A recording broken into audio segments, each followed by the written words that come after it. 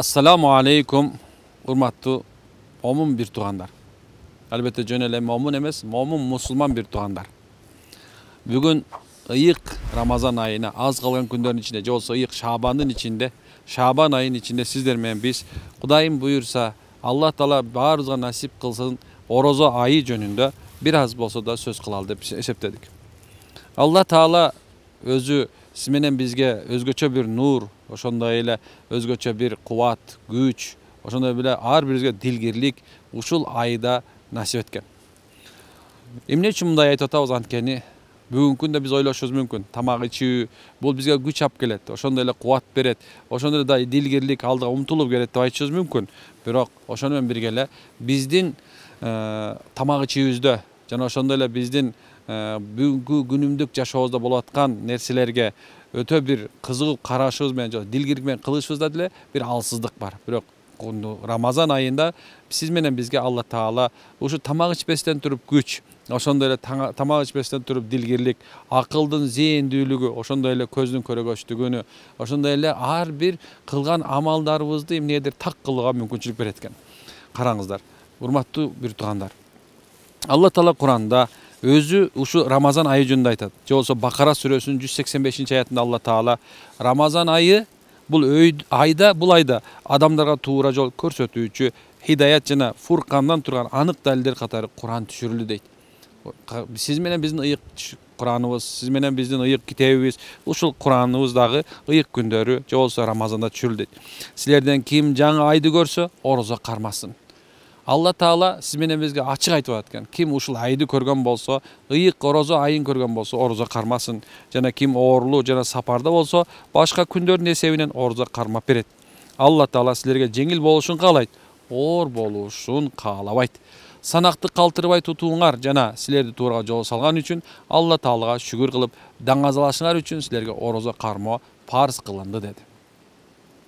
Allah Taala özü Kur'an'da bizge açıktap, aykındap, uşul ay jөнүндө айтып берип атат.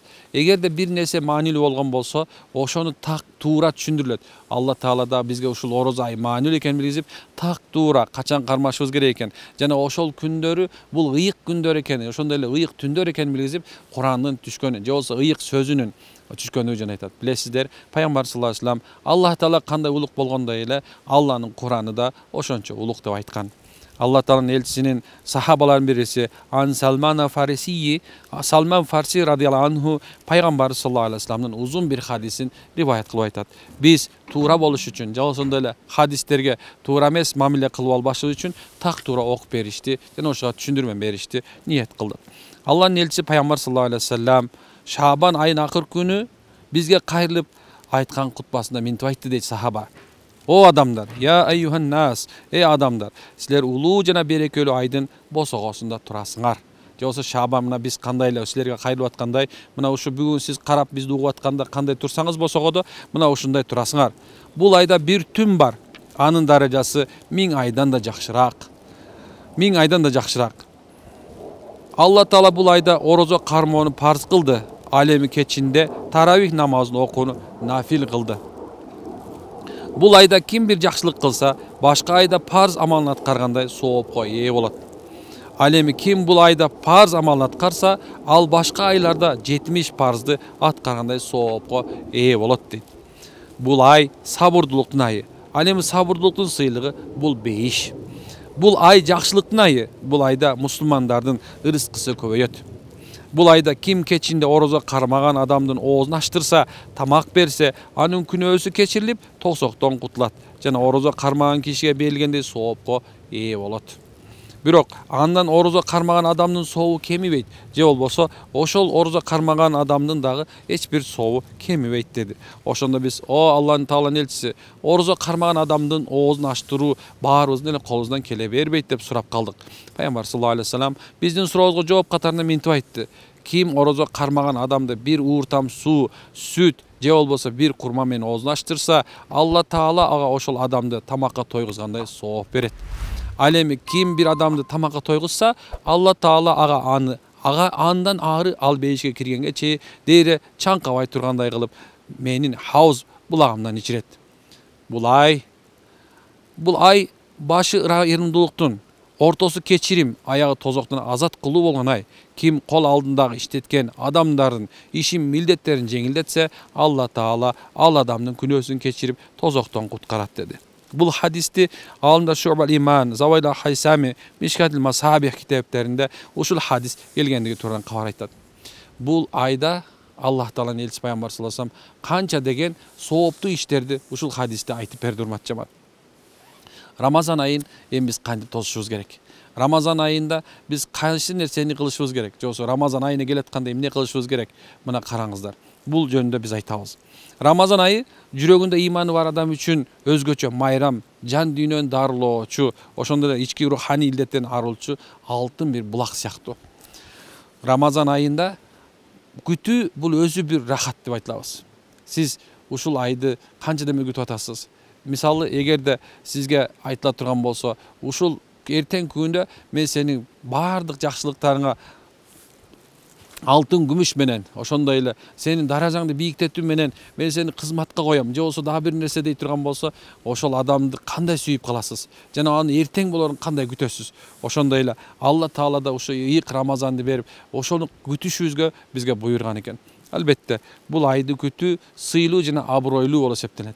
Пайгамбар саллаллаху алейхи вассалам Аллах Таала дуа кылган кездеринде Алла Таала миң мертебе шүгүр айткан экен. Ушул бир Рамазандан экинчи Рамазан айына жеткизип койгондугуна. Сиз менен бизди дагы бүгүнкү күндө Алла Таала ыйык Рамазан күнүнө жеткизип аткандыгына, ошондой эле жакын калган ыйык Рамазанына даярдантып коюна шүгүр айтышыбыз керек. Кантип даярданабыз? Биз бүгүндөн баштап ушу сабакты көргөнүбүздөн баштап, же болбосо аалымдардын, дамылаларыбыздын баяндарын укканыбыздан кийин Рамазан айына даярдыкты башташыңыз керек. Биз ойлошубуз мүмкүн. Биз тамак аштарды көбүрөөк алып коюшубуз керекпи? Же болбосо ушундай бир өзгөчө бир нафил намаздар мененби? Жок. Жүрөгүңүздө ошонун бир сүйгөн нерсеңди күткөндөй кызыгуу менен, мына эртең Рамазан деп башкаларга айтуу менен, ошондой эле ушу Рамазандын фазилеттерин окуп, китептерден карап окуп, фазилеттерин же болбосо ошонун пайдаларын көбүрөөк угуп, окуп, Куранды угуп, же ошо Кураныңызды даярдап, ушундай бир бүгүнкү катмы кылам, Кудайым буйрса ушу Рамазан айында сооптуу иштер менен өткөзөм деген ниет менен тосушубуз керек экен. Алхамдулилла, мына урматтуу жамаат, сиздер менен биз ушу көптөгөн нерсени айтып берип атабыз. Бирок ыйык Рамазан күнү жөнүндө Пайгамбар саллаллаху алейхи вассалам ушундай дейт. Бул Абу Хурайрадан келген хадисте Пайгамбар саллаллаху алейхи вассалам Рамазан айында ким ишенүү жана соо үмүт кылуу менен намаз окуса, анын өткөн күнөөлөрү кечирилет деген экен. Ыйык Рамазан айында кимден соо үмүт кылуу менен намаз окуй турган болсо, анын күнөөлөрү кечирилет. Бул хадисти Бухариде, Муслимде, Насаиде, ошондой эле Абу Давудда жана Тирмизиде келет экен. Bir ay, ушул айда окулган bir рекет намаз 70 рекет намаз менен барабар болот. 70 рекет намаз менен барабар болот. Мындан өткөн соопту амалды кайдан таба алабыз? Табылышы дагы өтө оор экен. Бизге бүгүн суроо беришти эле. Суроо бергенинде ушул айда кандай кылышыбыз керек? Ушул мисалы руханий дарт менен ооруп аткан, ошондой эле бир кандай бир руханий дарттан сыйкырлануу, жана ошондой эле субханалла көз тийүү менен дарттан же башка бир руханий эмес бадани оор менен кыйналып жүргөндөр эмне кылышыбыз керек? Кандай кылабыз? Тутабызбы, тутпайбызбы дегенде ушуну баарыбыз билишибиз керек. Ыйык Рамазан айын баардыгыбыз тутушубуз керек. Бул оорудан башкасы. Эгерде биздин урматтуу докторлорубуз, врачтарыбыз ордо туткан болбойт дегендерден башкасы, же болбосо шариятта белгиленген адамдардан башкасы баардык ордо туткан жакшыраак болуп эсептелет. Анткени эгерде кимден ушу ыйык Рамазан күнү ордо тута турган болсо, иншалла албетте оорулардан кутулат. Билесиздер, ыйык Рамазан күнүндө өзгөчө баардык жанагындай бир шайтандардын баардыгы торго салынат, же болбосо Пайгамбар саллаллаху алейхи вассалам кишенделет деген. Кишенделгенден кийин алымдар ар кандай түшүндүрүшөт. Мындай бир өзгөчө күнөөгө буйра турган, ошондой кээ бирлер айтат, жок, жеңилирээк болгон, ушундай бир зыянды аз боло турган жин шайтандардын баардыгы тең ушу байланат, кишенделет деп айтышат. Жана аларды өзгөчө бир жерге кишенделип адамга зыян бербей тургандай кылат. Караңыздар, бүгүнкү күндө ушу Рамазан айына чейин ичип жүргөн адам, арак ичип жүргөн адам арагын токтотуп калат. Ошондой эле чегип жүргөн адам тамекисин чегүүнү токтотуп калат, же болбосо жеңилдик болот. Эми караңыз, ошол эле мезгилде кимде ким ушул баягы көп чоң күнөө кылып жүргөн болсо, ошолордон тыйылып, ороз айын кармап калат. Бул дагы болсо, албетте субханалла ушул байланат дегенге далил болуп эсептелет. Кээ бир алымдар айтат, бул айда өзгөчө жанагындай бир күнөөгө буйрган, ошондой бир кээ бир шайтандардан болгон, же болбосо капыр шайтандардан болгондору эмне кылат? Алар байланбайт дегендер дагы бар. Бирок албетте пайгамбар саллаллаху алейхи вассалам кишенелет дегенден кийин баардык ошол күнөөгө буйручу шайтан, жин шайтан баары кишенелет деп ишенебиз. Ошол эле мезгилде ушул айларда, ушул Рамазан айында кимде ким ибадат кыла турган болсо, кимде ким субханаллах Аллах тааланын өкүмүнө баш ийип, туура так аткара турган болсо, ушул руханий дарттардан дагы Алланын каалоосу менен айыгып кетишет деп ойлойбуз, машалла. Бул ыйык Рамазан айы да Аллах Таала Куранды ыйык Куранды түшүргөн. Пайгамбар саллаллаху алейхи вассалам Рамазан айында Жабраил периште менен бирге Куранды хатмы кылган. Сиз дагы Куранды хатмага аракет кылыңыз. Билесиздер, рукуя аяттар деп айтабыз. Рукуя дегенибиз бул Курандын ичинде өзгөчө аяттар деп айтабыз. Бирок алымдардын жалпы көз карашында Курандын кайсы аятын окуса дагы ошол шифа деп эсептелет.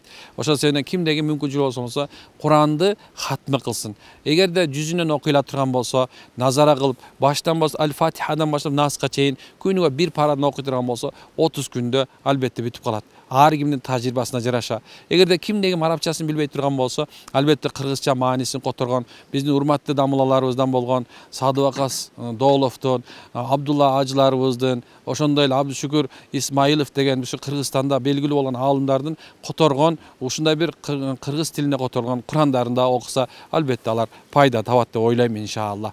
Албетте бул ошол хатмынын эсебинде болушу соонда арсар болсо да, бирок хатмы Куран кылды деген болот деп ойлойбуз, иншалла. Ал эми Рамазан айында ар бир сооп 70 эсеге көбөйөрүн унутпашыбыз керек экен. Бүгүн Рамазан айында биз тооба кылышыбыз шарт. Жана жашаган күнөөбүз үчүн Алла Тааладан кечирим тилешибиз керек. Рамазандын алгачкы 10 күнү райымдуулуктун күндөрү болуп эсептелет. Райымдуулуктун ортоңку 10 күнү кечиримдүүлүктүн күндөрү болуп эсептелет. Ошондой эле ал күндөрү кылынган тообалар Аллах тарабынан сөзсүз шексиз кабыл болот, Кудайым буйрса. Тооба кылуу эмне үчүн зарыл? Анткени себеп сиз менен биз дайыма айтабыз. Менин ишим оңолбой атат, менин жолум болбой атат, эмнегедир менин ден соолугум болбой атат, менин адамдардын арасында даражам болбой атат.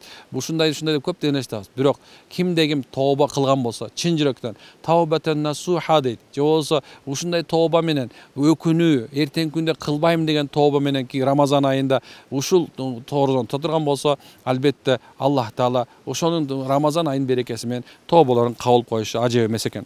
Машалла, Пайгамбар саллаллаху алейхи вассалам ушундай дейт.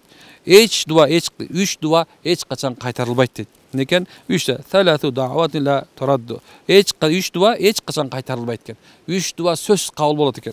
Ал кайсылар дейт турган болсо, биринчиси атанын перзентине, баласына кылган дуасы. Атанын дуасы. Бул жөнүндө биз көптөн сабактар айттык, бирок бул өзгөчө. Ушуну караңыздар. Эмне үчүн Пайгамбар саллаллаху алейхи вассалам 3 дуаны айтты да ошонун башына атанын перзентине кылган дуасы деди. Атанын бала кылган дуасы бул түзмө-түз болот. Анткени ата наразы болгон болсо, Аллах наразы болот. Ошондой эле ата ыраазы болгон болсо, Аллах ыраазы болот. Атанын дуасына өзгөчө көңүл бурушубуз керек. Анткени керек болсо, биздин кыргыз элибизде дагы ушундай сөз бар. Атаныкы ок. Же болсо атаныкы ок дегенибиз ар ким ар кандай түшүнүшүбүз мүмкүн. Бирок атаныкы ок дегенибиз бул атага, атанын дуасы, атанын сөзү балага түзмө-түз тиет деген маани болуп эсептелет. Экинчиси, орозо кармаган адамдын ооз ачаар маалында кылган дуасы. Бул ыйык Рамазанда билебиз, көптөгөн жерлерде дуалар кабыл болот. Бирок ошол бир адамдын ооз бекитишинде, ошондо ооз ачып ифтар кылып аткандагы дуасы дагы сөзсүз кабыл болот.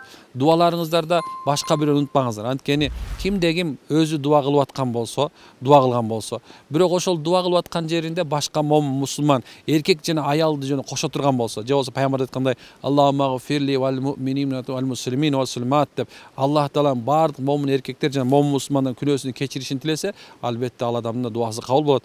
Ошол себептен биз бирибизге ыйык Рамазан күндөрү дуа кылышыбыз керек. Же болсо батат тилек кылып, бирибизге жакшы дуаларды кылалы. Үчүнчүсү, сапардагы адамдын дуасы, же болсо мусафирдин дуасы эч качан кайтарылбайт. Bizde Кыргыз элибизде дагы эгер бир адам сапарда болгон болсо, мусапыр болгон болсо, ага түнөк берүү, ошондой эле аны бир айылдан экинчи айылга жеткизип коюу, жол көрсөтүп коюуну парз деп эсептешкен. Эмне үчүн? Анткени анын дуасы кабыл болот экен. Машалла, ушул ораза айында кайрымдуулуктарды кылалы. Пайгамбар саллаллаху алейхи вассалам Рамазан айы киргенде башка айлардан да көбүрөөк жоомарт болот жана көбүрөөк кол ачыктык кылат эле. Караңыз, бул айдын эмне үчүн Пайгамбар саллаллаху алейхи вассалам бизге үлгү катары көрсөтөт? Бүгүнкү күндө канча деген бир туугандарыбыз мына ыйык ушул күндөрүндө кымбатчылык, оору, пандемия болуп атат. Ушул мезгилде канча деген мусулмандар, ошондой эле мусулман эместер да кыйналып аткандар көп. Биз ошолордун баардыгына кол ачыктык кылышыбыз керек. Албетте кимдин колунда болгон болсо, колдон келишинче, колун өзүнүн акыркы мүмкүнчүсүнө чейин жардам кылып, башкалардын көңүлдөрүн көтөрсүн. Анткени бир адамды жылмайтып коюу, бир коомду жылмайткан сыяктуу. Ал эми ким бирөөнү жылмайткан болсо, албетте ал жылмайган акыбалында бейишке кирерин унутпашыбыз керек экен, машалла. Алхамдулилла, мына Рамазан айында эмнеден тыйылышыбыз керек десе, Рамазан айында биз жеп ичүүдөн, ошондой эле субханалла кумарды кандыра турган баардык күнөөлөрдөн тыйылышыбыз зарыл болуп атат. Көп сүйлөөдөн, көп уктоодон, урушуп талашуудан, ысырапкорлуктан биз өзүбүздү тыйып, ыйык Рамазан айына даярдык көрүп, иншалла ошол айларда ушундай тартип менен отурган болсок, албетте биз пайда табабыз деп ойлойм. Рамазан айы башка айлардан өзгөчө артык болуп эсептелет. Пайгамбар саллаллаху алейхи вассалам айтты: Алла Таала мынтип айтат: адам баласынын орозодон башка ар бир амалы өзү үчүн болот. Ал эми орозо мен үчүн гана кармалат жана анын сообун да өзүм эсептебей көбөйтүп берем. Орозо бул калкан. Андыктан ким орозо кармаса, адепсиздиктен этият болсун, үнүн көтөрбөсүн. Аны кимдир бирөө сөксө же урушууга мажбурласа, анда ал мен орозо кармаган адаммын деп айтсын. Мухаммадтын жанын колунда турган Алла Таалага ант болсун. Орозо кармаган адамдын оозунан чыккан жыт Алла Таала үчүн мисктен да жагымдуу. Орозо кармаган адам үчүн эки чоң кубаныч бар. Биринчиси ооз ачкан убакта жана жараткан эгесине, экинчиси жолуккан мезгилинде деп Пайгамбар саллаллаху алейхи вассалам айтат. Бул хадисти Бухари шариф, Муслим шариф, Насаи, Ибн Хазиманын муснамасында айтылган экен.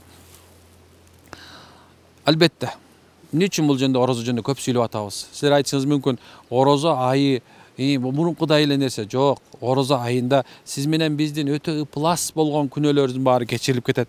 Пайгамбар саллаллаху алейхи вассалам Абу Хурайрадан келген хадисте Пайгамбар саллаллаху алейхи вассалам ким Рамазан айында ишеним жана Алла Тааладан соо үмүт кылып орозо кармаса, анын мурдагы күнөөлөрү кечирилет деп айткан. Мурдагы күнөөлөрү кечирилет дегени, караңыз, сиздин бул дүйнөдө адамга эмне пайда берет, эмне зыян берет деп чоң бир аалымдардын бирин сураган мезгилде ал айткан экен: адамга эң чоң пайда берет калган сооп иштери бул дүйнөсүндө дагы ахиретинде да пайда берет. Анын зыян бере турган нерсе, анын күнөөлөрү бул дүйнөдө жана ахиретте дагы зыян берет деп айткан экен. Машалла. Орозо кармоочу сообунун сообу чексиз болот. Пайгамбар саллаллаху алейхи вассалам мынтип айткан: Алла азза ва жалла адам баласынын орозодон башка ар бир иши өзү үчүн, ал эми орозо мен үчүн, анын сообун өзүм беремин деген. Сиздин баардык амалыңыз, баардык садакаңыз болсун, кайсысы, бирок орозо Аллах үчүн. Аллах үчүн болгон себебинен Аллах анын сообун өзү берет. Пайгамбар саллаллаху алейхи вассалам дагы баланча сооп берилет экен, мындай кылат экен деп эч качан белгилеп айткан эмес. Анткени ал катылган сыр. Аллаху акбар. Пайгамбар саллаллаху алейхи вассалам орозо бейишке кирип кирүүгө себеп экендиги жөнүндө айтат экен. Чындыгында бейиште бир өзгөчө эшик бар. Ал эшик Ар-Райян деп аталат. Кыямат күнү андан орозо кармагандар гана кирет. Алардан башка бир да жан кирбейт деген экен. Караңыз, урматтуу жамаат, урматтуу бир туугандар, келиңиздер, өзүбүздүн эшигибизди, өзүбүздүн дарбазабызды, бейишке кирип турган дарбазабызды бүгүнтөн 30 күндүн ичинде ушундай орозо кармоо менен, Аллах Тааланын үмүтү менен өзүбүздүн ахиретибизди куралы. Пайгамбар саллаллаху алейхи вассалам куттук хадистеринде ушундай дейт. Бул да хадис Абу Хурайрадан келген. Рамазан айы киргенде бейишик эшиктери ачылып, тозоктун эшиктери жабылат. Ал эми шайтандар кишенделет деп айткан экен. Некен жана башында айткандай эле, ал эми шайтандар кишенделет дегенибиз баардык субханалла зыян берип аткан, баардык сиз менен биздин жашообузга тоскоол кылып аткан, ошондой эле субханалла биздин жашоодо үй бүлөнү бузуп аткан баардык шайтандар, ошол керек болсо адамдын шайтандары дагы эмне кишенделип калат экен. Орозо кармаган адам тозоктон алыс болот, жан урматтуу бир тууган. Пайгамбар саллаллаху алейхи вассалам ушундай Абу Саид Худри радиаллаху анхудан келген хадисте Алла Таала кыямат күнүндө Алла Тааланын жолунда бир күн орозо кармаган адамдын жүзүн ошол амалы үчүн тозок отунан 70 жылдык аралыкка оолак кылат деген экен. Эмне үчүн муну айтып атабыз? Сөздүн акырында айтып атканыбыз ушул Аллахтын жолунда дегени. Ким деген бүгүн ушу ийик Рамазан күндөрүнө Кудайым буйрса ниетинде Алла жолуна чыгам деп, даватка чыгам деп 3 күндүк, 40 күндүк, 4 айга ниет кылган болсо, эмне экен? Ошолор дагы чыксын. Ошолор дагы субхан Алла жолунда ушу 1 күн болсун, 3 күн болсун, 40 күн болсун, субханалла, ыйык Рамазан толугу менен кармасын. Кандай сооп экенин караңыздар. Аллах Таала анын 70 жылдык аралыкта оолак кылат экен. Эгерде ким 1 күн Алла жолунда орозо туткан болсо, урматтуу жамаат, урматтуу бир тууганым, мына ыйык Рамазан алдында турабыз. Сиздерден өтүнүп сураарыбыз. Ошондой эле сиз да биз кемчиликтүүбүз. Балки биз айтып аткан сөздөрүбүздө кээ бир нерсебиз кемчиликтүү болушу мүмкүн. Бири-бирибизди кечирели, бири-бирибизге жакшы мамиле кылалы. Биз Аллах Тааланын ыраазылыгы үчүн баардыгыңыздан кечирим сурап, ушу ийик Рамазан күнүнө таза акыбалда киргизилет. Кимдеги ушу ийик Рамазан күндөрүндө бу дүнө өтүп кеткен болсо, ал адамдын да күнөөсү кечирилет. Кайсылардын десе, бири-биринен кечирим сураганы. Бардыбыз бири-бирибизден кечирим сурагандан уялбайлы, жана намыс кылбайлы. Албетте кечиримди акылдуулар же болбосо ошондой мезгилде Кудайдан корккондор уялбастан башка бирден сурайт экен. Аллахым бардыбызга жакшылык берсин, бардыбыз ыйык Рамазан айында тутууга мүмкүнчүлүк берсин, жана сапардагыларга дагы ошондой эле жашоосунда бир кыйынчылык менен алыстыкта жүрүп иштеп жүргөн биздин бир туугандарыбызга дагы ушу ыйык Рамазан күнүнүн берекети менен жашоолоруна береке, Аллах Тааланын жакшылыгы берилгенден болсун.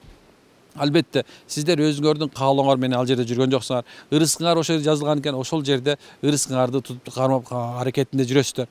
Ырыскыңызды таап алайын деп жүрөсүздөр.